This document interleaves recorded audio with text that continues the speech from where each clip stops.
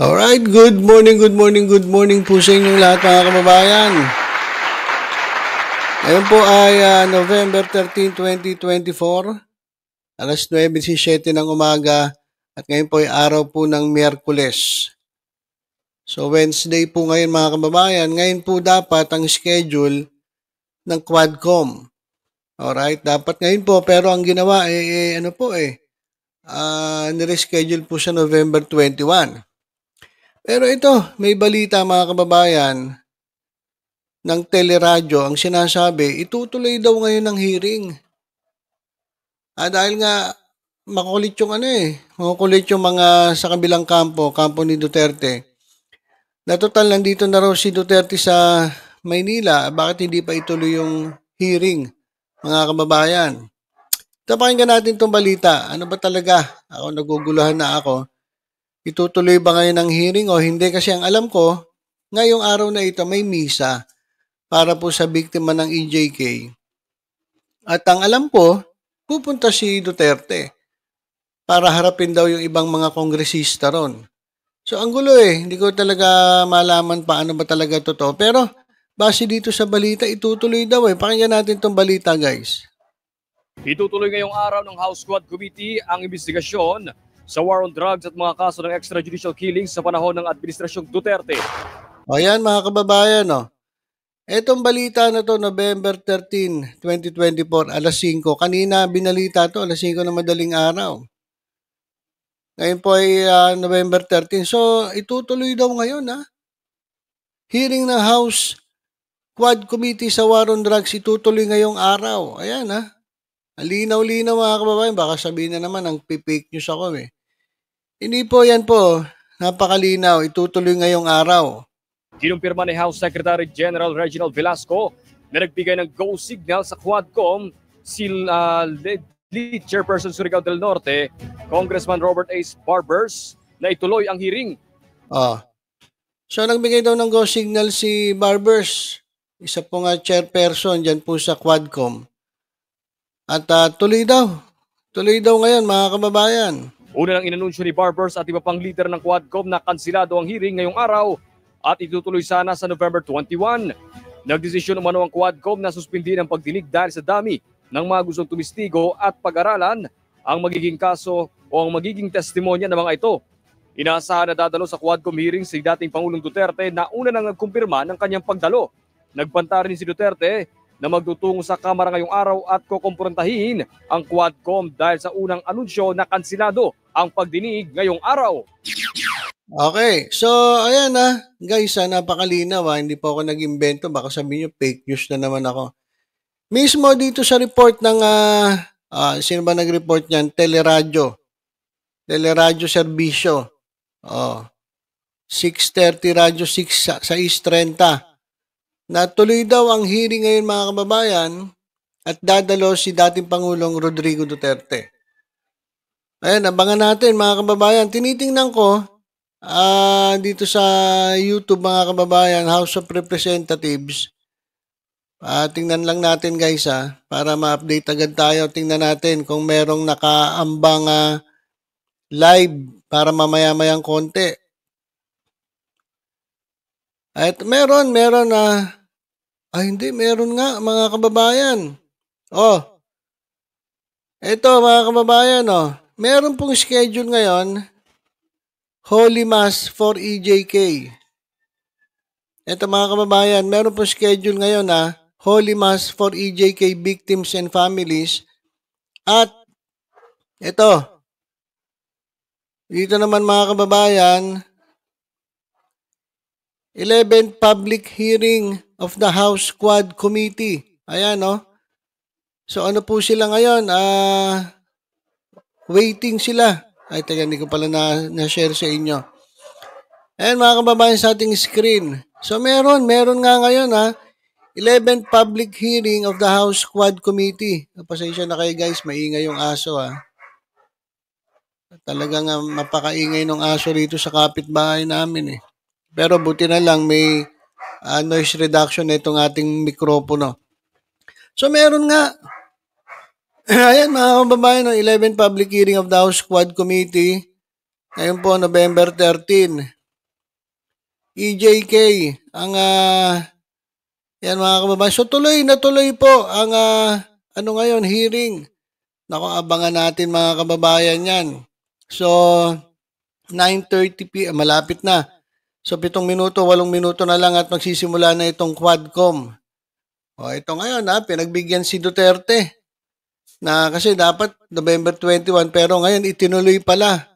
Meron ding mga kababayan, meron ding schedule. Ang akala ko kasi mga kababayan, ang schedule lang ay etong kasi meron ding meron ding Holy Mass. Ito naman for EJK victims and families. Meron din. Pero wala pang oras yung kanilang live. Mas mauuna po ang live ng ng Quadcom. Ito mga kababayan. So tuloy na tuloy po ang hearing mga kababayan.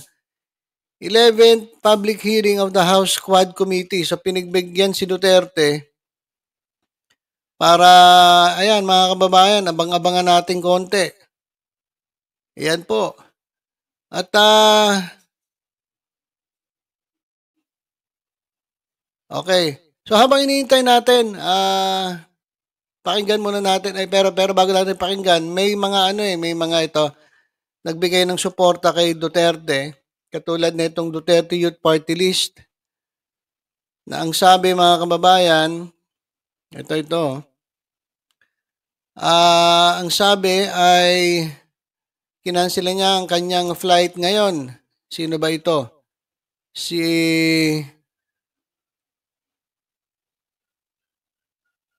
Okay. Hindi pinakilala kung sino siya pero kinansel niya rin yung flight niya papunta abroad para sumama to stand beside the greatest Philippine president in the Philippine history. Sabi niya. Okay, o kung hindi na papasukin, itawag at sabihin, bisita kayo ni Kong Cardema ng Duterte Youth Party List. Yan po sa North Wing Building, House of Representatives. So yan mga kababayan, meron pong nagpakita ng suporta dito kay Pangulong Duterte. At si Cathy Binag, ganun pa rin yung panawagan ni Cathy Binag. Tuloy-tuloy pa rin siya sa panawagan niya sa mga uniform personnel, sa police, army, lahat-lahat. Sa pagpunta niya raw doon, dapat naka-uniforme kayo. Pagpapakita ng suporta kay dating Pangulong Rodrigo Duterte na dadalo dyan po sa Quadcom. So guys, habang inintay natin, itong wala pa po itong Quadcom. Yan, hindi pa po nagsisimula. Panoorin natin itong naging usapan dyan. May press conference po kahapon itong grupo ng ano bang grupo to? Yung grupo nila Brosas at ni Castro at ni Manuel. Pakinggan lang natin habang inintay natin yung yung Quadcom.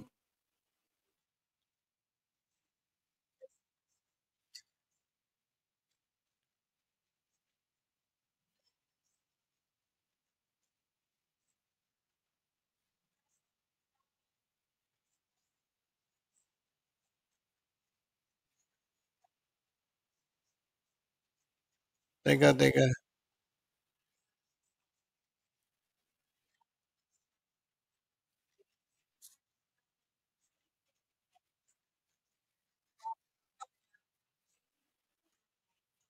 Sandali guys Nawala. Sandali lang po.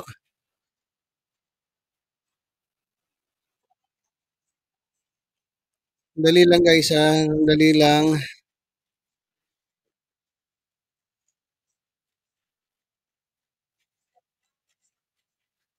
Ba't nawala? Ba't pinlik ko? Okay, ito guys. Nais naming linawin. Okay. Ito.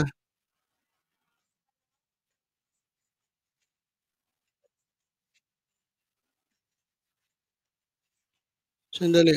Ito. Okay. Ito guys. Pakinggan natin. Hinggil sa balitang pagdating ni dating Pangulong Duterte sa House of Representatives bukas. Malinaw po na wala siyang schedule dito. Wala pong nakaschedule na hearing. Ang nakaschedule lamang ay isang makabuluhang misa para sa mga biktima. Okay, ito po yung kahapon po ito. Kahapon po itong press con. Kaya kung mapapansin ninyo, ang araw ngayon ay tinutukoy nilang bukas. So, ito po yung press con kahapon. At wala po talagang wala po talagang schedule. Ang schedule po talaga bukas sa misa lang. Pero biglang nagbago. At wala pa naman guys. So, wala pa naman. Hindi pa natin nakikita. So, pakinggan muna natin tong kahapong press con. Hindi po natin nakita to kasi yung press con na nakita natin kahapon sa Quadcom pero sa grupo nila hindi natin grupo ni Brosas hindi natin napakinggan. So, ito sabi kasi nila aabangan nila si Duterte ngayon diyan sa Kongreso, diyan po sa House of Representatives.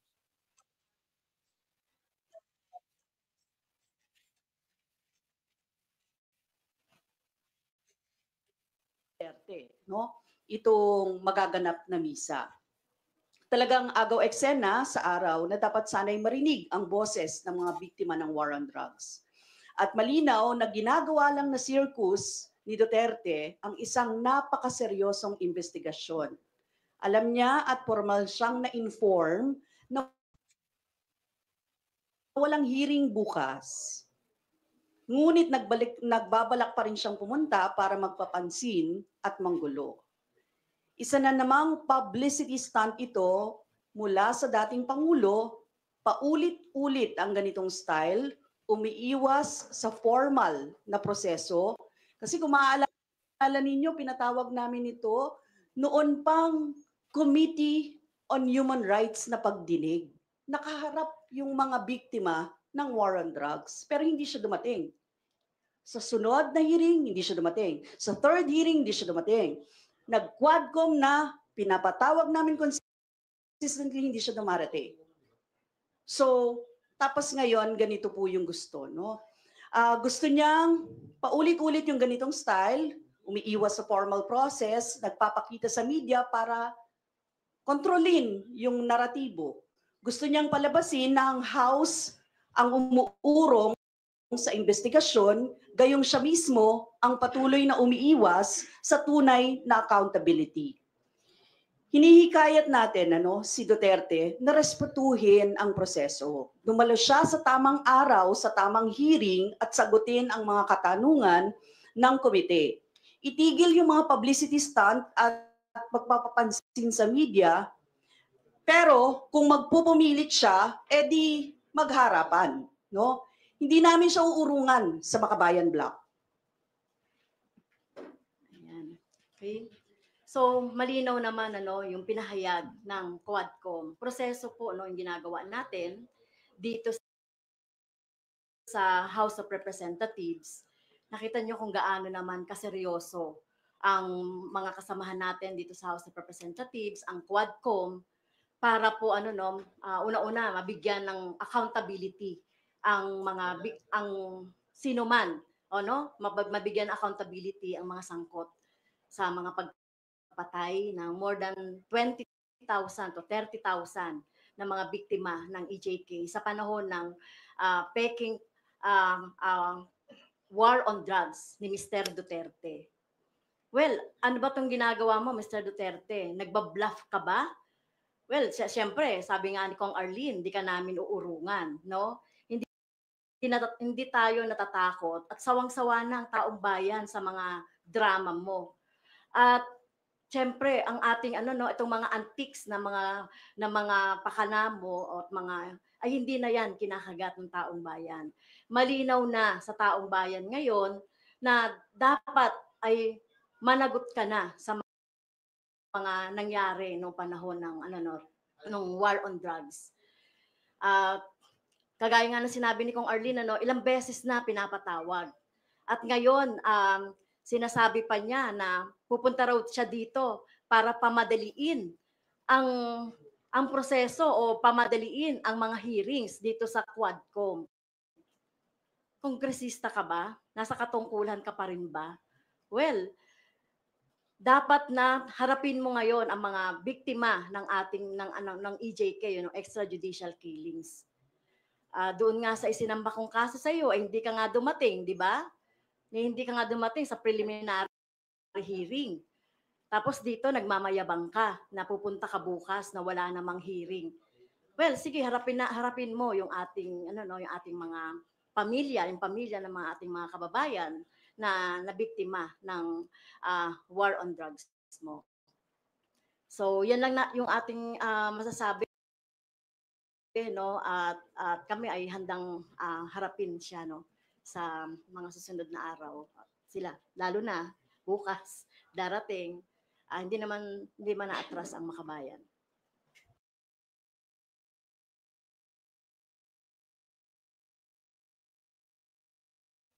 Okay, so yan mga kababayan, yan na muna ang ating report sa ngayon.